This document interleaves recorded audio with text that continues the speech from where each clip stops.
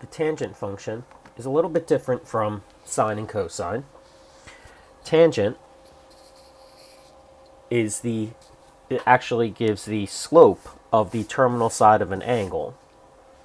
So it follows a very different pattern. It is not a waveform because it is not bound between the values of -1 and 1 as sine and cosine are. The slope of the terminal side goes basically from infinitely steep with the negative slope to virtually infinitely steep with a positive slope. And we see that in the graph here. Like sine and cosine, there is a 5-point summary, although point is a little bit loose here. There are asymptotes every so often on the graph of tangent.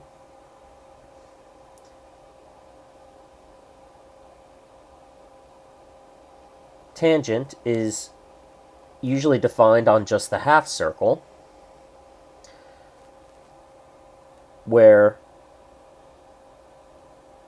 the slope of the terminal side is steeply negative, and then much less steeply negative, much flatter, but still negatively sloped, to 0, to positively sloped, to much larger, steeper positive slopes. And we see that as in the graph here in the red, as tangent goes from a large negative value, transitions up to smaller negative values to 0, to positive values to larger and larger and larger positive values, until it is virtually infinite when the terminal side is very, very close to pi over 2, or at the other side of it when it is close to negative pi over 2. So what we end up with are asymptotes at negative pi over 2 and at positive pi over 2,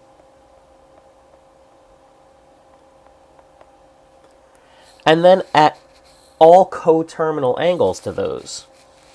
So now, unlike sine and cosine, tangent only needs half of the circle to complete a full cycle of its behavior, a full period, because as we continue on into the other half of the circle, everything that happened down here is happening again exactly halfway across the circle from it. So we start out again with a steeply negatively sloped line, and then we go to a much less steep negatively sloped line, to 0, to a positively sloped line, to a very steeply positively sloped line. So every time we go halfway around the circle, tangent repeats its behavior, and as such, it only has a shorter period, a period of half of the circle rather than the full circle. And that means by the time we hit 3 pi over 2, which is coterminal to negative pi over 2, we're looking at another asymptote. And that repeats every distance of pi in either direction. Every time we go half of the circle in either direction, we end up at a vertical asymptote.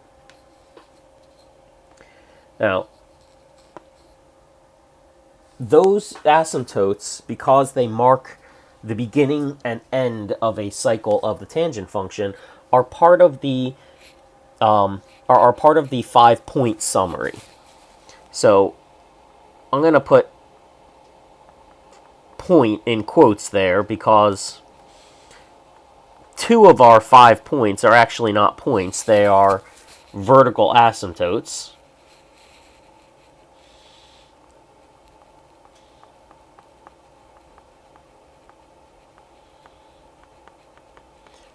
So starting from the left, our first period is considered to be or our central period is considered to be this one in the middle between negative pi over 2 and positive pi over 2.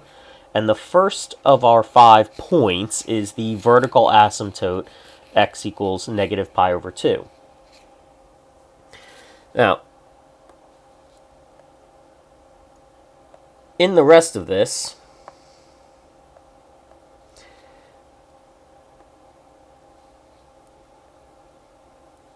there are 3 other places where tangent has a friendly value.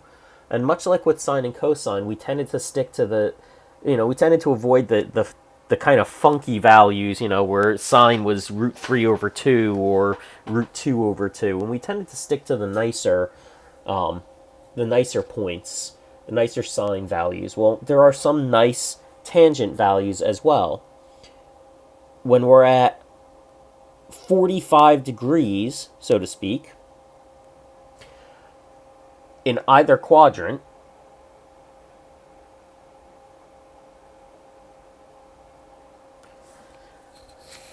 then we have very nice tangent values. The slope of the terminal side is either positive 1 or negative 1 in these cases. And in between, right when we're along the horizontal axis there, we get m equals 0. So at those angles, at negative pi over 4, we have a slope of negative 1 for our terminal side. At 0 radians, the slope of our terminal side is 0 because the terminal side is horizontal. And at pi over 4 radians, the terminal side has a slope of 1. So we have those 3 points in the middle. Negative pi over 4, comma, negative 1. 0, comma, 0. Pi over 4, comma, positive 1. And then we come up to the vertical asymptote at the right side of our period. These 5 points, or these 2 asymptotes with the 3 points in the middle, constitute our 5-point summary. They are everything we need in order to graph a period of the tangent function. And then, as with sine and cosine, as with any periodic function, once you have the behavior of one period, you simply repeat the behavior with the same spacing over and over again.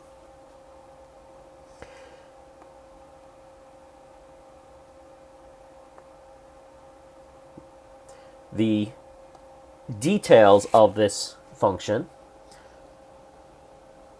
well, the domain has to include the fact that we have asymptotes that repeat over fixed intervals. Now, we have a formula for coterminal angles that says that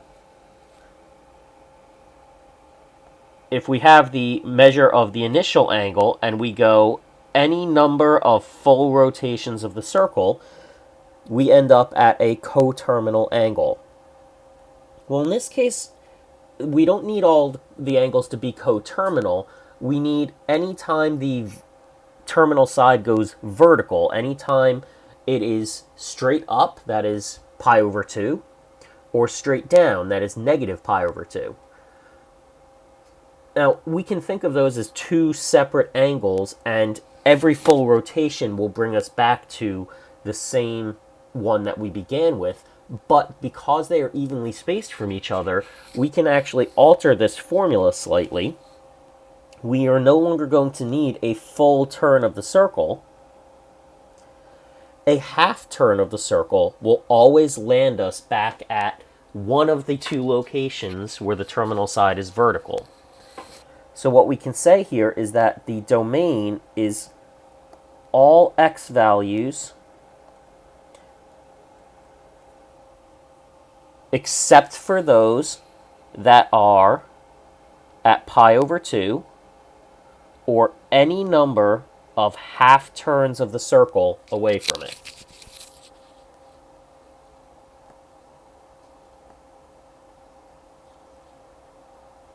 So definitely different than sine and cosine. Sine and cosine were defined for all real numbers, but tangent has vertical asymptotes periodically. It has places where the tangent value is undefined. So we have vertical asymptotes at pi over 2 and at any number of half rotations of the circle. We can go as many times as we wish, half of the circle around, and each time we do, we will land at one of the angles where the terminal side is vertical. The range, then, is also very different from sine and cosine, because sine and cosine were trapped between -1 and +1 because of the nature of the circle and what sine and cosine tell us. Sine was the y-coordinate of a point on the circle, and since the circle only had radius 1, you could never go any higher up than 1 and never any lower down than -1. Cosine gave us the x-coordinate, where we could never go any further to the left than -1 or any further to the right than +1. Tangent, however, is not limited in that way because tangent is giving us the slope of the terminal side. And the terminal side can have a slope that is virtually infinitely negative all the way to 0 and then all the way up to virtually infinitely positive. And we can see that in the graph here, where the graph of tangent extends downward forever, and on the other side extends upward forever. So the range here is everything, -infinity to infinity. As we already mentioned, this being a periodic function like sine and cosine, we would talk about the period, and the period is only pi. It only takes half of the circle for tangent to achieve every output value it's going to achieve. Now, two of the other characteristics we talked about for sine and cosine were amplitude and midline. And neither of them really applies here because the definition of them is based on a wave. That being said, really all amplitude became for us was a matter of applying a vertical distortion. And we can certainly do that here as well. So we don't have an amplitude per se, but much the same way we didn't have 5 points, we can maybe say this has the effect of an amplitude,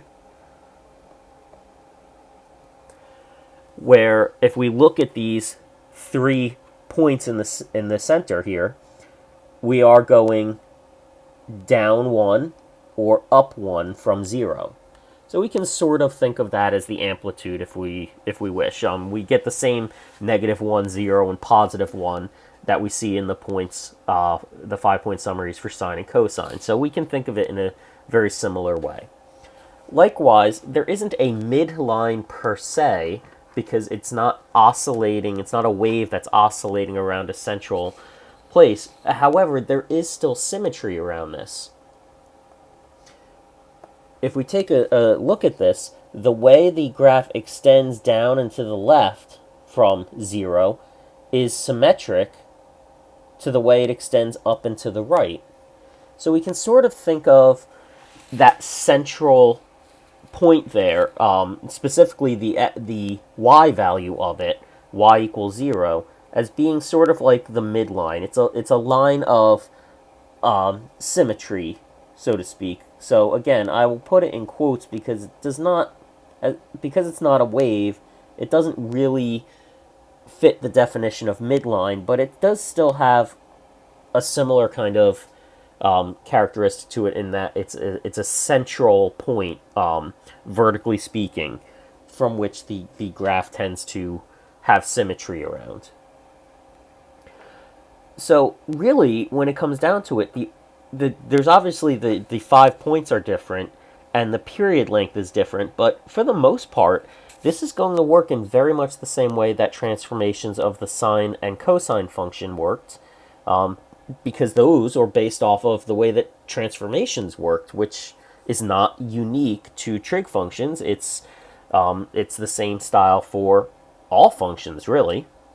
So with that in mind, what we can do here is play around with a function and just see how this is going to work for the tangent function. So let's suppose that we're looking at the function g of x equals 2 times tangent of 3x plus pi over 2.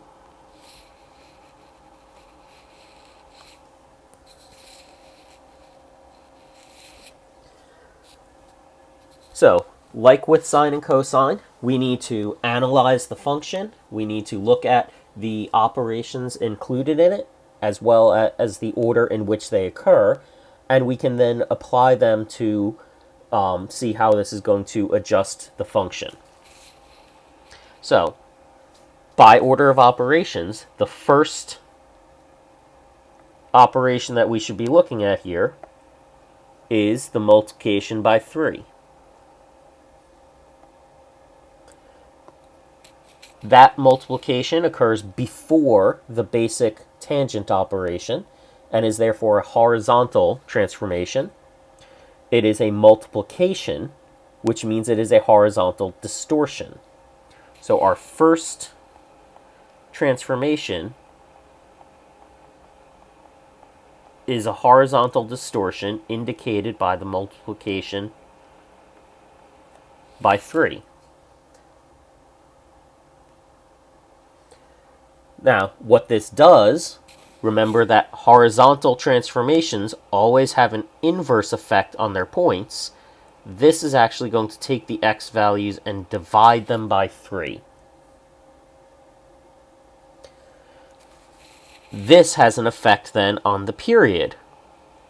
The period of the tangent function is now going to be not pi, but pi divided by 3.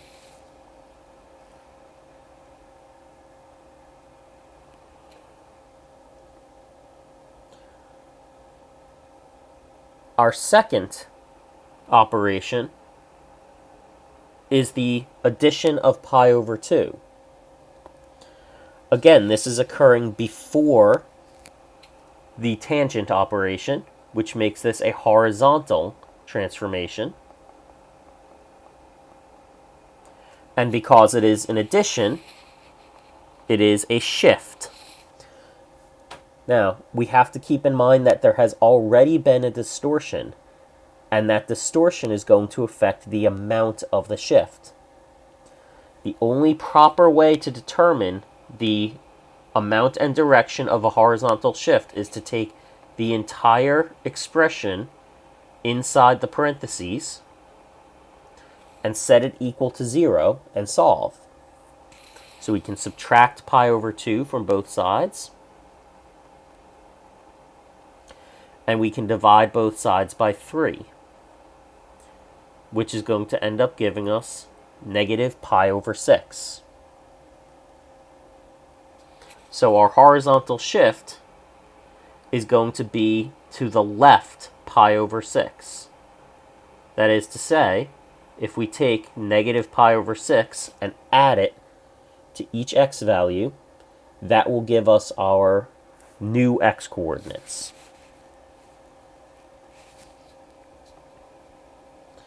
There is only one remaining operation, besides the tangent, of course, the multiplication by 2.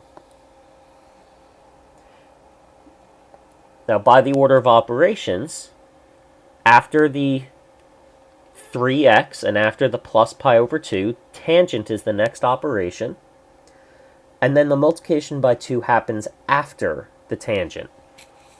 And because of that, that makes it a vertical transformation. And again, because it is a multiplication, it is a vertical distortion. Now, unlike Horizontal transformations, vertical transformations are very direct. If it says multiplication by 2, then that's the effect that it has on the ordered pair. So, with these things in mind, we can take our 5-point summary for the original tangent of x. So we have our vertical asymptote at negative pi over 2. We have our first point at negative pi over 4 comma negative 1. Our next point is 0, 0. Positive pi over 4 comma positive 1. And our asymptote on the right at pi over 2.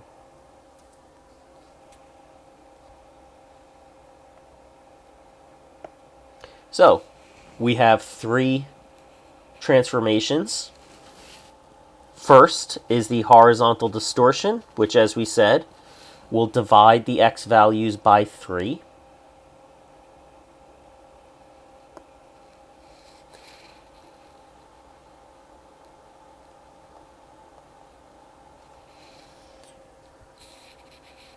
Now, with sine and cosine, one thing that we did was we adjusted how we dealt with the period by saying, okay, well, if we know where it starts, which was always at 0, our first point was at 0, and we know where it ends because of the length of the period, then it was pretty easy to figure out the stuff in between. Well, we can apply something like that here. I mean, we can, of course, go through and divide each of these by 3. However, if we start this time in the center, because that's where x equals 0 is, x equals 0 is very nice to work with when it comes to a multiplication or division because they have no effect on it. And addition and subtraction likewise tend to be pretty easy because anything 0 plus anything is the thing you're adding to it. So it tends to work out pretty easy if we start here, even though it's in the middle of the 5-point summary. Because, again, the division by 3 has no effect on it. Now, we know the period is pi over 3. So that means that from here we have to go half of that distance to either side. Half of pi over 3 is pi over 6. So we have to go a distance of pi over 6 to each side of the center, so that we have a total distance of pi over 3 from the first asymptote to the second asymptote. In between then, again, all of these 5 points are evenly spaced by their x values. So halfway between pi over 6 and 0 would be pi over 12. And on the other side, negative pi over 12. And in that way, much like we did with sine and cosine, we can sort of fill these in a little bit more easily without having to actually sit there and take all of the fractions of pi and divide them by 3. Okay, next up. The next operation was the addition of pi over 2, which resulted in a horizontal shift to the left pi over 6, which means we can now take our x values and we can add negative pi over 6 to them. Well, again, if we start from the center, because x equals 0 is the easiest to work with, 0 plus negative pi over 6 is negative pi over 6. Once again, the asymptotes have to be a distance of pi over 6 to either side. So if we are shifting left pi over 6, then from negative pi over 6,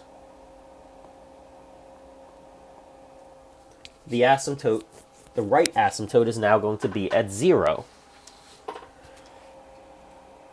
And the left asymptote is now going to be at negative pi over 3, so that we have a total distance of pi over 3 from one asymptote to the other.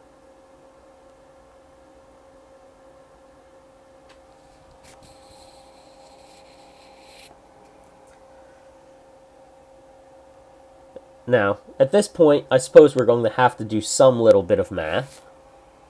So we have negative pi over 12, and we need to add to that negative pi over 6, which means we need a common denominator. So negative pi over 12 plus negative 2 pi over 12 is negative 3 pi over 12. Which actually simplifies to negative pi over 4.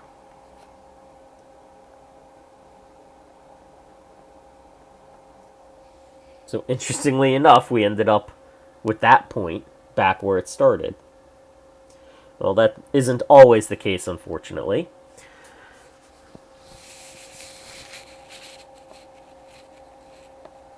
For the remaining point then, well, actually, positive pi over 12 plus negative 2 pi over 12 would give us negative 1 pi over 12.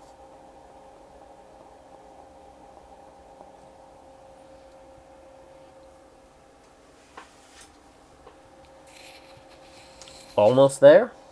One more point, or one more transformation. The vertical distortion, which is simply going to multiply the y values by 2. Always easiest with the trig functions because the y values, we specifically chose our 5 points to have nice y values. There are many other points we could have chosen, but we chose ones that had nice y values, so they tend to be easy to work with. So all of our y values are going to be multiplied by 2. A very interesting thing here is that that is going to have absolutely no effect on the asymptotes, because the asymptotes are entirely defined by x values, which means a vertical transformation has no effect on them. Remember, these are represented by dashed vertical lines. If you stretch out a vertical line up and down, it's still a vertical line. If you take a vertical line and shift it upward, it's still a vertical line. So vertical transformations are going to have absolutely no effect on the asymptotes. In the middle, once again, we have a y value of 0, and multiplying that by 2 does nothing.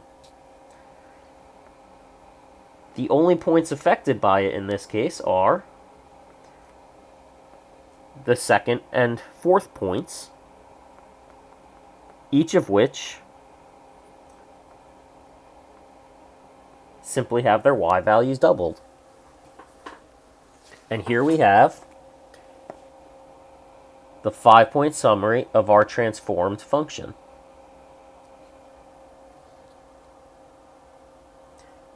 Now it's just a matter of plotting the points and seeing what the graph looks like.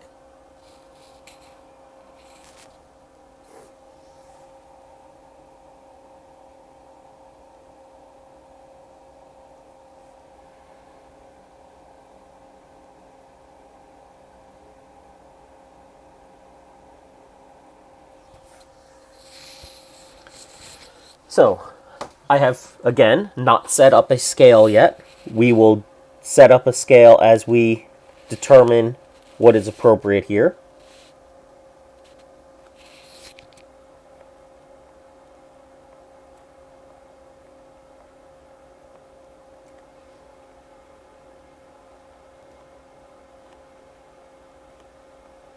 And the way we determine what's appropriate is to look at the 5-point summary that we came up with. So our function is 2 tangent of 3x plus pi over 2. And we found that the 5-point summary for this ended up becoming x not equal to negative pi over 3, negative pi over 4, comma, negative 2, negative pi over 6, comma, 0, negative pi over 12, comma, positive 2, and x cannot be 0. So based on this, we can determine what scale we need our x values to be at. They seem to go, if we take a good look at this, by pi over 12s. So from 0 at the bottom, and counting upward, we go 1 pi over 12 to the left, and then 2 pi over 12, which simplifies to pi over 6, and then 3 over 12, which simplifies to pi over 4, and then 4 over 12, which simplifies to pi over 3. So we're spaced out by a distance of pi over 12, and that means that that's the scale we're going to want on the x-axis. That means that our first tick mark here to the left, or to the right rather, should be pi over 12, and then 2 pi over 12, and then 3 pi over 12, and 4 pi over 12, and 5 pi over 12, and 6 pi over 12, etc. And same on the other side.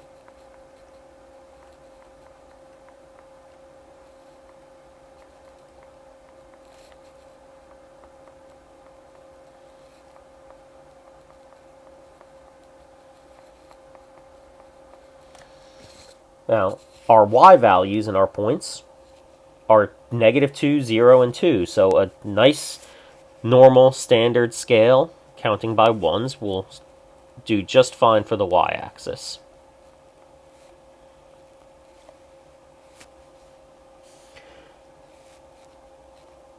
Now, it's always a good idea to start with asymptotes, just like when we do a rational function.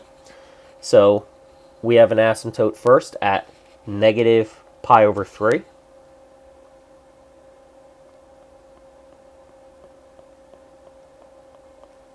And our next one is at 0. Excuse me.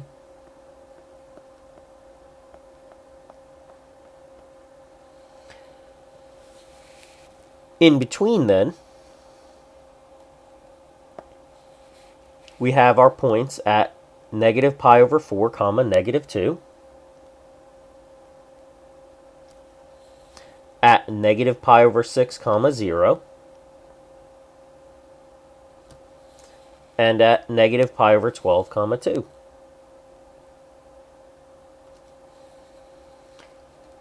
And from here, it's just like drawing a rational function. We need to observe the vertical asymptotes, and in between, we need to pass through the points.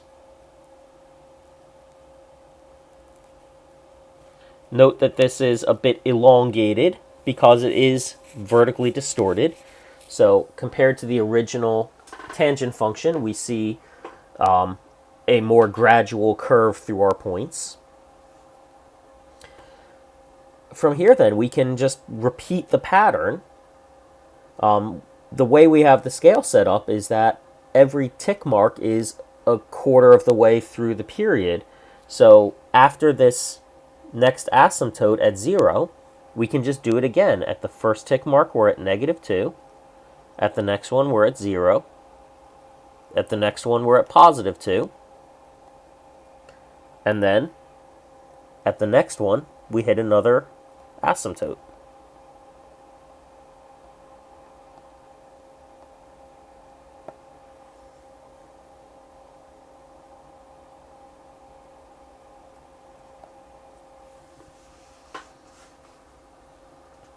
Etc. on both sides.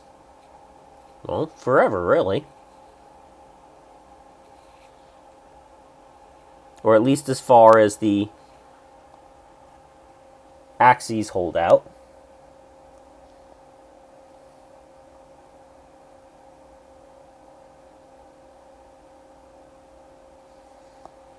And there we are. Now, for comparison, The original tangent function, remember, has a vertical asymptote at negative pi over 2 and at positive pi over 2.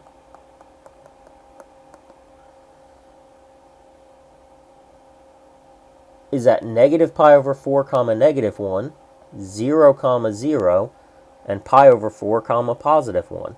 So the original tangent function would be going something like this. So you can see how this red function, our transformation function, is distorted because it is compressed inward by a factor of 3 and also stretched vertically. So between the two of them, it makes it appear much, much steeper in each of its periods. We can also see how it's been shifted off center because the original tangent function would go through 0, 0, and this one is shifted off to the side. So again, it's not necessary to draw the original tangent function in there, just like it wasn't necessary to do that with the original sine and cosine, but it can help just to give us some kind of indication of exactly what has been done to this function to change it from the original. Since we're fitting the scale to match the points that we got, that means that most of these are going to end up looking very much the same. It's just a matter of paying attention to the scale and the axes. So it does help to see how changing the scale distorts the original function so that we can see it in comparison to the new function and see exactly what transformations have occurred there. But in a nutshell, that's the tangent function. The transformations are interpreted in the same way. It's just a new 5-point summary. With asymptotes at the first and fifth of those points, but otherwise it's handled. The transformations are handled in the same way. All transformations are handled for all functions. You follow the order of operations, and whichever operation occurs first, and whether it occurs before or after the basic function operation, and whether it's multiplication or addition, all of these things will figure into which transformations are occurring and in which order, and then you just make them happen to the points, just as we've done with every other transformation of every other function. So, again, just a new 5-point summary, really, but otherwise very much the same.